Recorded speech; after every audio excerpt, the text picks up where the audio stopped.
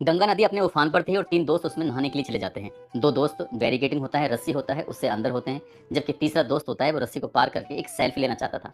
अपने दोस्तों से कहता है सिर्फ एक सेल्फी लेनी है, तुरंत आता हूँ। इस वो सोच ही रहा था, कह ही रहा था कि उसका पैर फिसल जाता है। जैसे पैर फिसलता है वहाँ चीख पुकार मच जाती है, शोर मच जाता है। दोनों दोस्त बाहर निकलते हैं और अपने दोस्त को बचाने के लिए जो आसपास में खड़े हुए गोताखोर होते हैं उनसे आवाज लगाते हैं कि हमारा दोस्त डूब रहा है, उसे बचाने में हमारी मदद कर दीजिए। पास में एक नाव वाला होता है, उससे भी कहते हैं कि भाई साहब प्लीज बचा लीजिए। वो कहते हैं कि बचा तो लेंगे लेकिन 10,000 रुपए की रकम लगेगी। जैसे 10,000 रुपये मांगे जाते हैं, उनके पास 10,000 रुपये होते ही नहीं है। थे पैसे लेकिन खाते में थे, इसलिए वो कहते हैं कि अभी नगद तो नहीं है लेकिन हम तुम्हें पैसे दे देंगे, हमारे दोस्त को आप बचा लीजिए। जब बार बार रिक्वेस्ट कर रहे हैं, अपील कर रहे हैं, तो कहते हैं कोई दिक्कत नहीं है, आप ऑनलाइन कर सकते हैं। इस बीच में बातचीत का सिलसिला चल रहा था। ऑनलाइन पैसे जब ट्रांसफर किए जाते हैं, ट्रांसफर करने के बाद जब खाते में पैसे आते हैं, मैसेज आता है, तब जाकर बताया जाता है कि गोताखोर सक्रिय होते हैं। तब तक बहुत देर हो चुकी थी। जो व्यक्ति डूब रहा था वो डूबता डूबता कहाँ पहुंच गया उसका किसी ने अंदाजा ही नहीं लगाया था। कुछ लोग पुल के ऊपर खड़े हुए थे, वो भी चीख रहे थे, चिल्ला रहे थे, कुछ समझने को तैयार नहीं था कि आखिरकार इस चंद सेकंडों में, चंद मिनटों में हो क्या गया है। उसके बाद फिर पुलिस डिपार्टमेंट के लगभग 200 से ज़्यादा गोताखोर लगते हैं, सैकड़ों लोग अपनी तरफ से प्रयास करते हैं। आखिरकार वो व्यक्ति मिलता ज़रूर है लेकिन उसकी सांसें थम चुकी थीं, वो मर चुका था। और जब पता चलता है कि मरने वाला कोई सामान्य व्यक्ति नहीं था, बल्कि खुद भी ऑफिसर था और उसकी खुद की जो बीवी होती है वो जिला जज होती है। बड़ा बड़ा और सीनियर जो बड़ा भाई होता है वो सीनियर आईएएस ऑफिसर होता है, भाभी भी सीनियर आईएएस ऑफिसर होती हैं। तब जाकर पूरे प्रदेश भर में हड़कंप मच जाता है कि इतने बड़े घराने से ताल्लुक रखने वाला व्यक्ति महज 10,000 रुपए के लिए मर गया है। वो मर गया है, मार दिया गया है। आज की इस कहानी के माध्यम से ये जानने की, ये समझने की कोशिश करते हैं। आदाब, नमस्कार, सत श्री अकाल। मैं उस्मान सैफी। आज की जो सच्ची घटना मैं आपको सुनाने जा रहा हूँ, ये सच्ची घटना है उत्तर प्रदेश के कानपुर का एक थाना है बिल्हौर, और इसी थाना क्षेत्र का एक घाट लगता है नानामऊ। दरअसल बात कर रहा हूँ 31 अगस्त 2024 की सुबह 5:40 पर तीन दोस्त होते हैं। एक दोस्त का नाम आदित्य वर्धन सिंह उर्फ गौरव, दूसरा दोस्त होता है योगेश मिश्रा, तीसरा दोस्त होता है प्रदीप तिवारी।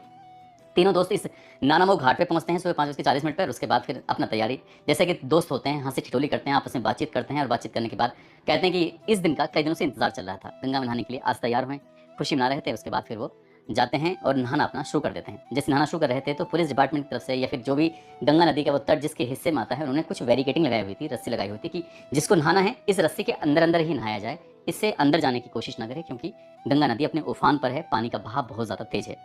जैसे वो अंदर जाते हैं और अभी रस्सी के अंदर ही थे, तभी तीन लड़के और वहाँ जो गंगा के किनारे खड़े हुए थे, तीनों लड़कों ने कहा कि भाई आप समझने की कोशिश करो, पानी का बहाव बहुत ज़्यादा तेज है, इसलिए ज़्यादा अंदर जाने की कोशिश मत करना। तभी उनमें से एक लड़का जो होता है, जिसका नाम योगेश मिश्रा होता है, योगेश मिश्रा ने कहा कि परेशान होने की बिल्कुल ज़रूरत नहीं है, ये पत्सिया गाँव के रहने वाले हैं हम। तो पत्सिया गाँव जो कि यहीं बांगरमऊ में लगता है, पास में ही था। तो जैसे ही गाँव का नाम लिया जाता है वो तीनों लड़के शांत हो जाते हैं। इसके बाद वो दोस्त अटखेलियाँ करने लगते हैं और उसमें किनारे पर जाकर आराम से नहा रहे थे। नहाते नहाते इनमें तीनों दोस्त में से एक दोस्त, यानी कि जिसका नाम आदित्य वर्धन सिंह उर्फ गौरव होता है, उसके क्या मन में आई, क्या जी में आई उसके, उसने उस बैरिकेडिंग, उस रस्सी को पार किया, और पार करने के बाद सोचा कि यहाँ से सेल्फी ली जाए। अपने दोस्तों से कहता कि दुख में सेल्फी ले रहा हूँ और तुम भी मेरे फोटो ले लो। इस तरह की जब दोस्तों से बातचीत चल रही थी, हंस रहे थे, धीरे धीरे दिन भी निकल रहा था, लोग भी किनारे पर आ रहे, तो कुछ लोग पुल के ऊपर खड़े हुए थे, जहाँ जहाँ तहाँ लोग खड़े हुए थे। और अचानक ही जो आदित्य वर्धन सिंह होता है, उनका पैर फिसल जाता है। जैसे ही उनका पैर फिसलता है, पैर फिसलने के बाद वो अंदर जाते हैं और उन्होंने अपना हाथ जो ऊपर की तरफ था, तो उस हाथ से कुछ ऐसा इशारा करने की कोशिश की कि मैं डूब रहा हूँ, मुझे बचा लो। यानी कि जैसे वो इशारा कर रहे हैं तो सबसे पहले नजर पहुंचती है जो पुल होता है, पुल पर जो 10-12 लोग खड़े हुए थे, वो जितनी जोर से चीख सकते थे, चिल्ला सकते थे, उन्होंने चीखते हुए चिल्लाते हुए कहा कि तुम्हारा एक साथी डूब रहा है, जिसे जितनी जल्दी हो सके बचा लो, नहीं तो ये डूब जाएगा। लेकिन जो दोस्त उस रस्सी के किनारे पर नहा रहे थे, जिसमें एक दोस्त का नाम योगेश मिश्रा होता है, दूसरे दोस्त का नाम प्रदीप तिवारी होता है, उनको तैरना नहीं आता था। उनको तैरना आता था तो उतनी मात्रा में नहीं, और वो उतनी हिम्मत नहीं जुटा पाए अंदर जाकर अपने दोस्त को बचाने की। लेकिन उन्होंने जल्दी से किनारे पे आते हैं और जोर-जोर से चीखने लगते हैं, चिल्लाने लगते हैं कि हमारा दोस्त डूब रहा है, इसे जितनी जल्दी हो सके बचा लीजिए। हाथ जोड़ रहे थे, गिड़गिड़ा रहे थे। पास में एक नाव वाला खड़ा हुआ था। नाव वाले के पास जाते हैं, जाकर कहते हैं कि भैया हमारा दोस्त डूब रहा है, इसकी आप मदद कर दीजिए। जब वो नाव वाला सुनता है तो कहता है कि कोई बात नहीं, मैं बचा लूँगा, लेकिन उसके लिए 10,000 रुपए की रकम लगेगी। आप हमें 10,000 रुपए दीजिए, हम अपना काम शुरू कर देते हैं। जैसे ही बात 10,000 रुपए की आती है तो उनके वो कहते हैं कि हमारे पास नगद इस वक्त नहीं है। अब वो चूंकि यहाँ से नाव वाले से मदद नहीं मिलती, तभी किसी ने इशारा किया कि ये गोताखोर हैं, पास में दुकानदार भी हैं, गोताखोर है, आप इनसे मदद मांगिए। और जैसे गोताखोर की तरफ जाते हैं तो गोताखोर से कहते हैं कि भैया हमारा दोस्त डूब रहा है, यानी कि वहाँ पर एक शैलेश कश्यप नाम का एक व्यक्ति होता है, उससे कहते हैं कि भैया हमारा दोस्त डूब रहा है, इसकी आप मदद कर दीजिए, देखो इसे बचा लीजिए। बचाने की अपील करते हैं। जैसे नाव वाले ने 10,000 रुपये मांगे थे, ठीक वैसे ही शैलेश कश्यप ने भी बताया जाता है कि 10,000 रुपये की मांग की थी। कहा नगद नहीं है, कहो तो ऑनलाइन कर दें। कहते हैं ठीक है, ऑनलाइन कर दो, कोई दिक्कत नहीं है। ऑनलाइन के लिए नंबर भी टाइप कर सकते हैं, बार कोड भी दिया जा सकता है, उसमें एक प्रक्रिया होती है, एक समय लगता है, उसके लिए कम से कम 30 सेकंड का समय तो लगता ही है। और 30 सेकंड का समय हो जाता है, उसके बाद एक मैसेज आता है, मैसेज से पता चल जाता है कि सचमुच 10,000 रुपये आ चुके हैं। जब ये पैसे आने की घंटी बजती है उस व्यक्ति का चेहरा खिल जाता है, कहता है कि हाँ ठीक है, मदद करो। अब मदद करने वाली बात आती है, नाव वाला तेजी से नाव लेके इधर-उधर जाता है, लेकिन तब तक काफ़ी देर हो चुकी थी। इतनी देर हो चुकी थी कि आदित्य सिंह वर्धन वो काफ़ी दूर बह बह चुके थे, अब वो दिख नहीं रहे थे। लोगों की टकटकी एक नज़र थी उन तक कि वो कहाँ हैं, कहाँ नहीं हैं। अभी पानी का बहाव बहुत ज़्यादा तेज़ था, लोग समझ नहीं पा रहे थे। अब इसी बीच में ये जो खबर थी वो जंगल में जैसे आग फैलती है, इस आग की तरह खबर फैल जाती है कि एक लड़का सुबह-सुबह अपने 2 दोस्तों के साथ आया था, उसमें से एक डूब चुका है, 2 मौके पर मौजूद हैं। अब ये धीरे-धीरे खबर सोशल मीडिया पर वायरल होने लगती है। दरअसल जैसे ही खबर वायरल होती है, वैसे ही लोकल पुलिस स्टेशन के जो आला अधिकारी थे मौके पर पहुँच जाते हैं। बांगरमऊ के एक विधायक होते हैं, वो भी मौके पर पहुँच जाते हैं। साथ ही बिल्हौर के एसडीएम होती हैं रश्मि लांबा, वो भी मौके पर पहुँच जाती हैं। सर्किल ऑफिसर अजय त्रिवेदी वो भी पहुँच जाते हैं और पुलिस फोर्स यहाँ पर आने लगती है। जैसे ही पुलिस फोर्स आने लगती है तो लोग समझ नहीं पा रहे थे कि आखिरकार क्या मामला है कि यहाँ पर अचानक से कोई बड़ा अधिकारी तो नहीं आ रहा है, कोई वीआईपी तो नहीं आ रहा है या फिर कोई मंत्री इस तरह की बात चल रही थी। तभी किसी ने कहा कि मंत्री कोई बड़ा अधिकारी नहीं आ रहा, बल्कि जो डूबा है वो खुद ही अपना आप में बड़ा अधिकारी था। अब जब उसके बारे में बात पता चलती है तो दरअसल उत्तर प्रदेश का जिला उन्नाव है। उन्नाव का ही एक बेहटा मुजावर एक थाना लगता है और इसी थाना क्षेत्र का एक गाँव है कबीरपुर खंगोली। दरअसल इसी गाँव के रहने वाले एक व्यक्ति जिनका नाम रमेश चंद्र होता है, वो सिंचाई विभाग में उच्च पद पर थे।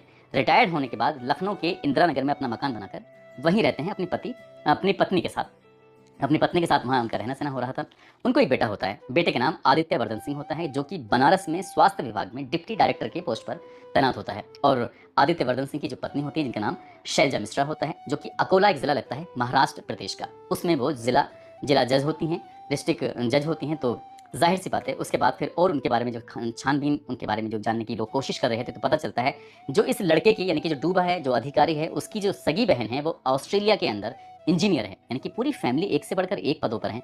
इस लड़के का यानी कि आदित्य वर्धन, जो कि डिप्टी डायरेक्टर हैं बनारस स्वास्थ्य विभाग में, उनके जो सगे चचेरे भाई हैं, जिनका नाम अनुपम सिंह है, वो बिहार कैडर के सीनियर आईएएस ऑफिसर हैं और फिलहाल नीतीश कुमार जो वहाँ के मुख्यमंत्री हैं, उनके निजी सचिव भी हैं। साथ ही जो उनकी भाभी होती हैं, जिनका नाम प्रतिमा सिंह होता है, वो भी बिहार कैडर की सीनियर आईएएस ऑफिसर होती हैं। ज़ाहिर-सी बात है, इतने बड़े-बड़े अधिकारी एक ही घर के अंदर, और जो माता-पिता हैं वो बेटी के साथ ऑस्ट्रेलिया में थे, हालाँकि रहते वो लखनऊ के इंदिरा नगर में हैं, उन तक खबर पहुँच जाती है। अब धीरे-धीरे यहाँ पर अधिकारियों का, बड़े-बड़े उच्च अधिकारियों का जमघट लगना शुरू हो जाता है। बिहार से भी ये अधिकारी आ जाते हैं, ऑस्ट्रेलिया से भी अधिकारी आ जाते हैं, साथ ही एसडीआरएफ, एनडीआरएफ, पीएसी, इनके 200 से ज़्यादा जवान थे। वो 200 से ज़्यादा जवान का सिर्फ़ एक ही काम था कि वो जिस नानामऊ घाट के आस-पास डूबे थे, उनको ढूँढने में लग जाते हैं आधुनिक तरीके से। अब चाहे उनके पास अपनी खुद की बढ़िया नाव हो, चाहे गोताखोर हों, चाहे वो ड्रोन के माध्यम से तलाश करना शुरू कर देते हैं। पहला दिन बीत जाता है, लेकिन कोई सफलता नहीं मिलती। दूसरा दिन बीत जाता है, कोई सफलता नहीं मिलती और ये खबर लगातार अखबारों का सिर्फ़ एक ही मेन टाइटल चल रहा था, सोशल मीडिया पर मेन एक ही टाइटल चल रहा था कि इतना बड़ा अधिकारी होने के बावजूद 10,000 रुपए जेब में नहीं थे और इसलिए शायद वो गोताखोरों को अगर हाथों-हाथ पैसे मिल जाते तो वो अपना काम ठीक से कर देते। अब ये लगातार सोशल मीडिया में मामला चला था तो पुलिस पे भी दबाव बढ़ना शुरू हो गया। पुलिस ने आखिरकार उन गोताखोरों को पकड़ा, उनसे बातचीत की। कहा साहब पैसे तो माँगे थे, लेकिन नाव में तेल डलवाने के लिए। हमारा तो ये रोज़ का काम है। मतलब हम ऐसे नहीं कि जो इतने सारे पैसे माँगे, लेकिन कुल मिलाकर जितने भी उन पर आरोप लगे थे, उन आरोपों को झुटलाने की उन गोताखोरों ने कोशिश की और पुलिस के पास जब कोई शिकायत नहीं मिलती, तो आखिरकार पुलिस ने ये इन लड़कों को पकड़ा जो था, गोताखोरों को पकड़ के छोड़ भी दिया था। अभी असल में पता चलता है कि योगेश मिश्रा, जो कि बांगरमऊ क्षेत्र का पतसिया गाँव लगता है, साथ ही प्रदीप तिवारी, जो कि लखनऊ के इंदिरा नगर का रहने वाला होता है, इनका दोस्त जो होता है, हाँ, जिसका नाम आदित्य वर्धन सिंह होता है, जो कि बनारस स्वास्थ्य विभाग में डिप्टी डायरेक्टर होते हैं। कई दिनों से आपस में बातचीत कर रहे थे, यार गंगा नहाने के लिए चलेंगे, तो इसलिए ऐसा कोई टाइम नहीं बन पा रहा था। आखिरकार 31 अगस्त 2024 की सुबह का इनका टाइम बनता है, एक दूसरे को लेते हैं, एक लखनऊ से, एक बांगरमऊ से, यानी कि और तीसरा जो अधिकारी था वो खुद चल के आ जाता है बनारस से। जा रहे थे, नहाते-नहाते कब उनका पैर फिसल जाता है और ये चले जाते हैं उसमें। उसके बाद फिर 1 तारीख, 2 तारीख, 3 तारीख, इनकी सितंबर की तारीख चल रही थी, लगातार ढूँढ रहे थे और कम से कम 40 किलोमीटर दूर जाने के बाद 7 दिन तक ये सिलसिला चलता है। 8वें दिन सिलसिले को बंद कर दिया जाता है क्योंकि अधिकारी भी थक चुके थे और ढूँढने में लाखों रुपए से ज़्यादा खर्च हो चुके थे ढूँढने, लेकिन वो मिल नहीं रहे थे। तभी 8 सितंबर 2024 की रात लगभग 8 बजे के आसपास नानामऊ जो घाट होता है उससे लगभग 40 किलोमीटर आगे कानपुर का एक नवाबगंज थाना लगता है, उसी का इलाका है गंगा बैराज। वहाँ का गेट नंबर 1 पर एक शव अटका हुआ मिल जाता है। उस शव को जब बाहर निकाला जाता है, कपड़ों से पहचान पड़ जाती है, कोई और नहीं बल्कि ये तो उसी ऑफिसर का है जो डिप्टी डायरेक्टर हैं, जिनकी पत्नी जिला जज हैं, जिनके भाई बिहार कैडर के सीनियर आईएएस ऑफिसर हैं, जिनकी भाभी सीनियर आईएएस ऑफिसर हैं। ये शव उन्हीं का है। जैसे ही उनके गाँव में, यानी कि उन्नाव के बेहटा मुजावर जो थाना लगता है उसका कबीरपुर खंगोली गाँव लगता है, वहाँ पर जब शव पहुँचता है तो लोगों का रो कर बुरा हाल हो जाता है। इकलौता बेटा था, अब इस दुनिया में रहा नहीं और जो भी घटना है वो पैर फिसलने से हुई है या कैसे हुई है, अभी परिवार जिस दुख की घड़ी से गुजर रहा था परिवार, अब आगे फैसला लेगा। इसमें करना क्या है, इसमें कोई तहरीर दी जानी है कि नहीं दी जानी है, गोताखोरों पर उनकी कितना दोष है, कितना नहीं है, ये पुलिस की जाँच का विषय है। लेकिन जिस तरह से बताया जाता है कि आज के इस ऑनलाइन के युग में, ऑनलाइन के ज़माने में और लोग अपने जेब में पैसे रखकर नहीं घूमते, ये ज़ाहिर-सी बात है।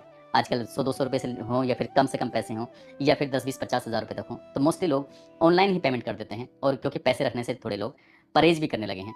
काश जेब में पैसे होते तो शायद ये अधिकारी आज लोगों के बीच में ज़िंदा होता, अपने परिवार के बीच में ज़िंदा होता। और हो सकता है कि कहते हैं कि होनी को कौन टाल सकता है? क्या ये वाक़ई सचमुच होनी थी? ये जो एक इस तरह से अनहोनी हुई है या फिर ये कोई जानबूझ के किया हुआ कदम है? तो किसकी गलती है? पुलिस इस मामले की जाँच-पड़ताल में जुटी है। जो भी दूध का दूध, पानी का पानी होगा, पुलिस की जाँच के बाद स्पष्ट हो ही जाएगा। क्योंकि इस घटना से के पीछे परिवार के बड़े-बड़े अधिकारी हैं, कोई इसमें झूठ भी नहीं बोल पाएगा। दोस्तों, इस पूरे घटनाक्रम को सुनाने का उद्देश्य किसी को परेशान करना नहीं है, किसी का दिल दुखाना नहीं है, बल्कि आपको जागरूक करना है, आपको सचेत करना है। और आपको बताना है कि कभी अति उत्साह में आकर अति आत्मविश्वास पे नहीं आना चाहिए। और इस बारे पूरे घटनाक्रम में जो प्रत्यक्षदर्शी होते हैं, उनका भी यही कहना था। जो ऑफिसर नहाने के लिए उस रस्सी, उस बैरिकेडिंग को पार कर जाते हैं, अति उत्साह में, और कहते हैं कि अति आत्मविश्वास उनके अंदर आ चुका था। उन्हें ये पूरा भरोसा था कि मुझे अच्छे से तैरना आता है, लेकिन गंगा जब अपने उफान पर होती है, तो अच्छी-अच्छी चीज़ों को बहा कर अपने साथ ले जाती है।